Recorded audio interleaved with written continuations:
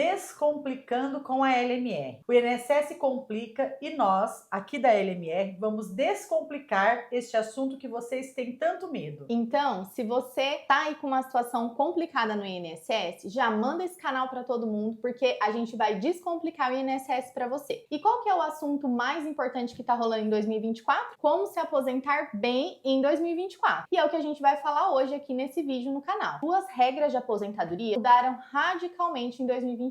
E também vamos falar sobre planejamento. Por que é importante se planejar? Gente, o planejamento vai garantir para você o melhor benefício, um valor justo, porque não é justo você trabalhar 30, 35 anos, chegar lá na frente e receber um salário mínimo ou deixar que o INSS calcule isso sozinho. Não, não. A gente vai trazer para vocês dicas valiosas sobre isso. E também possíveis recursos caso vocês entrem com um pedido e isso seja negado. Frustrante, né? Trabalhou a vida inteira, foi lá no INSS, pediu seu benefício e ainda ele foi negado. Gente, fica tranquilo. Vem aqui com a gente no Descomplicando com a LMR que a gente vai trazer para vocês ideias, estratégias e sugestões para que vocês consigam evitar essa negativa do INSS. Mudança nas regras de aposentadoria. O que muda em 2024? Idade mínima progressiva, que foi uma regra de transição trazida pela reforma da Previdência lá em 2019. Essa mudança ocorre na idade dos segurados, tanto mulher quanto homem. Então, o aumento da idade vem esse ano de 2024. A mulher passa a cumprir 58 anos de idade, 6 meses, e o homem 63 anos e 6 meses de idade. Então, houve um aumento na idade com relação a essa regra. Uma outra regra que muda também em 2024 é a regra da pontuação. Desde a reforma da Previdência, o governo instituiu regras sempre no intuito de aumentar a pontuação. Claro, para fazer as pessoas esperarem um pouquinho mais. Em 2024, a pontuação da mulher nessa regra de transição passa a ser de 91 e do homem de 101 pontos. Mudanças bem significativas aí para quem pega o direito a essas regras de transição. Lembrando que a reforma da Previdência, que ocorreu em novembro de 2019, gente, ela trouxe um marco importante. Antes da reforma, quem preencheu os requisitos tem direito adquirido.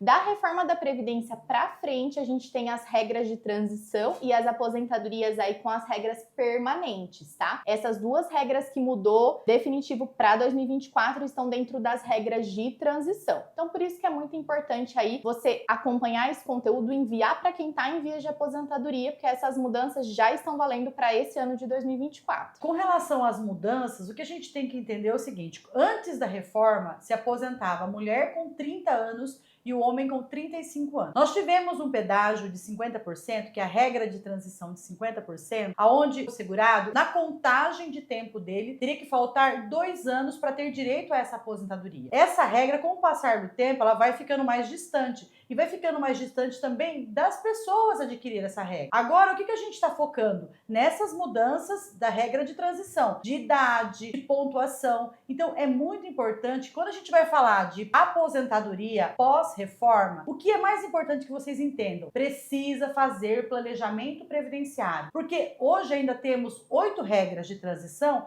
que você tem que verificar quanto que vai dar o seu salário de benefício. Então, é atenção redobrada agora, e o que a gente está martelando aqui para poder falar com vocês precisa fazer um planejamento previdenciário. Vou dar um exemplo para vocês de um cliente que teve no escritório, que eu fui fazer o planejamento previdenciário dele e por causa de 2 meses ele caiu na regra nova por idade. Ele tem que ter a idade de 63 anos e meio. Por que isso? Porque faltou pouco tempo para ele poder atingir. E se ele pedir a aposentadoria dele, o benefício que seria vantajoso passa a não ser tão vantajoso porque o valor é muito diferente do que ele poderia receber. Um outro exemplo que eu quero trazer para vocês. Uma cliente que pediu a aposentadoria dela antes da reforma. Ela fez a opção pela aposentadoria proporcional. Ela aposentou com 29 anos e 10 meses de contribuição. Ela não sabia que se ela esperasse um pouco mais, ela poderia ter uma aposentadoria integral. Ela foi sozinha no INSS e deu entrada na aposentadoria dela. Nós estamos agora fazendo a revisão desse caso para verificar a possibilidade de complementar isso e ter uma aposentadoria integral. Mas veja, se ela tivesse feito um planejamento previdenciário com cálculos, ela poderia inclusive ter uma aposentadoria pela pontuação, porque depois da reforma a gente tem 8 regras de transição. Então faltou aí ela fazer essa análise previdenciária, ela fazer esse planejamento previdenciário previdenciário. E ficamos possibilidades aí de fazer inclusões do tempo e melhorar o benefício dela. Mas ela poderia estar tranquila hoje se ela tivesse feito o planejamento. Então, quando a gente fala de se planejar, é saber quanto que você vai receber de benefício. Isso é fundamental para quem vai se aposentar. Até porque, quando você recebe a primeira parcela do seu benefício, você não pode mais cancelar a aposentadoria. Por isso que a gente bate nessa tecla. E o que vemos muito aqui na LMR, gente, é justamente isso. Os clientes que vão sozinhos, até porque hoje não é segredo para ninguém. O INSS está na palma da mão. Você pega o seu celular, baixa o aplicativo, você consegue fazer requerimento, revisões. Então isso tá disponível aí para todo mundo. Mas o cliente que procura aqui na LMR já vem com essa situação consolidada, ou seja, foi sozinho, fez o requerimento, não avaliou, não planejou, e aí vem aqui com um salário muito menor do que ele teria direito. Qual que é o nosso papel? É claro que a gente orienta, faz os recursos, as revisões, mas muitas vezes a gente não consegue salvar tudo, não é verdade? Porque quando você recebe o primeiro benefício, depois isso fica muito difícil para você alterar os valores e tudo mais, porque você fica vinculado à data de entrada desse requerimento. E muitas vezes você tem que fazer uma complementação. Coisa que se você tivesse feito essa análise anteriormente, você saberia que essa complementação seria suficiente para conseguir uma aposentadoria melhor. Então, as dicas que a gente está trazendo aqui para vocês conseguirem uma aposentadoria sólida em 2024, eu posso resumir em uma palavra: planejamento. Um outro assunto que é fundamental aqui a gente tratar com vocês é a respeito de planejamento financeiro. O que fazer com o valor da aposentadoria, né, doutora? Exatamente. Gente, vocês não acreditam, mas eu vou dizer aqui. A gente aposenta clientes de aposentadoria especial, que muitas vezes não podem continuar exercendo atividade insalubre, e eles falam assim: doutora, eu não quero parar de trabalhar. Não é verdade? Verdade. Ontem, inclusive, eu tive um caso no escritório que saiu uma aposentadoria especial de um dentista e ele virou para mim e ele sabia que ele ia ter que fazer esse planejamento. Por quê? Porque quando nós demos a entrada na aposentadoria dele há 3 anos e meio atrás, a gente já alertou ele que ele não poderia continuar exercendo atividade. Então ele tinha, não, eu vou fazer um planejamento financeiro porque eu não quero mais continuar exercendo atividade, vou mudar um pouquinho aí a minha vida. E aí ontem a gente conversando e ele falou: e aí, você já conseguiu se planejar financeiramente para poder sair do seu trabalho, para você poder curtir a tua aposentadoria? Porque no caso desse meu cliente, ele tinha 32 anos de serviço prestados na prefeitura, em uma prefeitura. O que ele fez? Ele fez um planejamento financeiro para que ele pudesse, com o valor da aposentadoria, que foi 100%, porque era uma aposentadoria especial, ele vai agora mudar de atividade, ele vai ser gestor de uma clínica e ele vai poder, então, sair da atividade e receber o fundo de garantia dele, caro o FGTS, contratou um consultor financeiro para poder cuidar desse plano de carreira pós-aposentadoria. Agora, quando a gente fala de aposentadoria, de um modo geral, é sabido que eles vão lá e sacam o fundo de garantia. E o que fazer com esse montante? Tudo isso tem que ser planejado. É importante que se faça esse planejamento financeiro, que se organize, porque aposentar também é se organizar financeiramente, até porque um dia a ideia é que vocês saiam do trabalho, né? Exatamente, até porque quem trabalha em atividade insalubre vai chegar um momento que você não vai conseguir mais estar ali exposto diariamente aos agentes nocivos, porque realmente isso vai degradando ao decorrer do tempo a sua saúde. Mas, gente, é incrível como muitos clientes aqui da LMR ficam um pouco perdidos depois que se aposentam. A gente não tá falando agora do planejamento para você começar, mas é o planejamento do pós-aposentadoria. Principalmente aqueles que se aposentam de forma especial, porque você não pode continuar exercendo atividade insalubre. Então o cliente fica um pouco perdido nessa parte e a gente até consegue dar essa ajuda, né, muitas vezes, nesse planejamento financeiro. Agora, bem lembrado, doutora, a gente está falando de trabalhar pós-aposentadoria especial na atividade especial.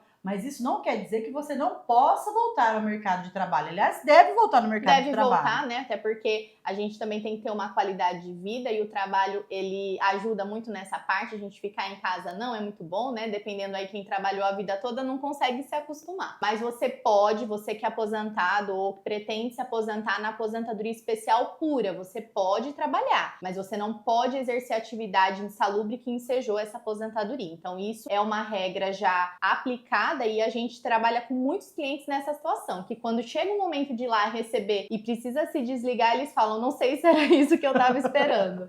Agora, se vocês têm dúvida a respeito desse assunto que é tão polêmico, que é o que eu faço depois que eu me aposentei de forma especial, deixa nos comentários. E se você que está assistindo esse vídeo aqui do Descomplicando com a LMR, conhece alguém nessa situação, compartilha esse vídeo, porque eu tenho certeza que muitas pessoas, gente, não pensam no pós-aposentadoria. É muito importante. Agora, eu vou dizer pra você um assunto que não é tão agradável, né? Você deu a entrada na Previdência, teve seu benefício negado. Que chato. Pois é. Trabalhou a vida toda, chegou lá, o INSS negou seu benefício. Gente, o INSS hoje, ele adota um sistema de automação também. Como o mundo evolui, o INSS também tá evoluindo, ele aplica aí robôs para ajudar nessas análises. Então, assim, não vou dizer que todo o indeferimento, mas na sua grande maioria das negativas, dos indeferimentos do INSS são feitos por robozinhos. Então é muito importante que quando você tem essa negativa, você já esteja muito antenado para fazer a defesa, que seriam os recursos em razão dessa negativa aí, porque não é tão